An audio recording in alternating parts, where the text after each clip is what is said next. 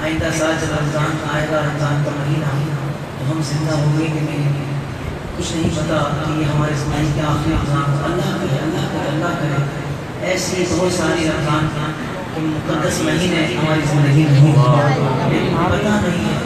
इन घड़ियों को गनीमत जानकर रो रो कर इस मेहमान को विदा करें और अपने आमाल पर यकीनन बहुत सारे मुतक़ीन हैं। आपको मेरे जैसे तो बहुत अच्छे हैं कि आपने 10 दिन यहाँ गुजारे हैं, मस्जिद में बैठकर पूरी बहुत इबादतें की हैं, फिर भी बहुत सारी कमियाँ हमारी ज़िंदगी में, कोताहियाँ बहुत सारी हैं।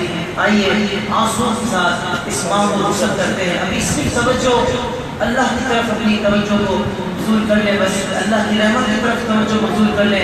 और जो रोता है ना उसका काम रोता है ना, आपको आज माना नीचे कि अल्लाह तेरे घर में सिर्फ उस पर उम्मीद रखते हुए और तेरी रहमत के आसरे पर हम तेरी बारगाह में आज आंसुओं से इंतजार कर रहे हैं। आज अल्लाह इस रमज़ान के महीने में हमें बख्शिश की भीख अता फरमा और हमें रमज़ान के महीने में हलाक होने से बचा ले। तेरे महबूब का फरमान है अल्लाह कि जो रमज़ान का महीना पाए और अपनी बख्शिश ना करवाए उसके लिए हलाकत है। अल्लाह हमें हलाक होने से बचा ले। बस आँखों को बंद करके आंसुओं के साथ कोशिश करें, आवाज़ों के साथ नहीं, आंसुओं के साथ खूब आवाज़ारी के साथ इस कलाम में शामिल हो जाए।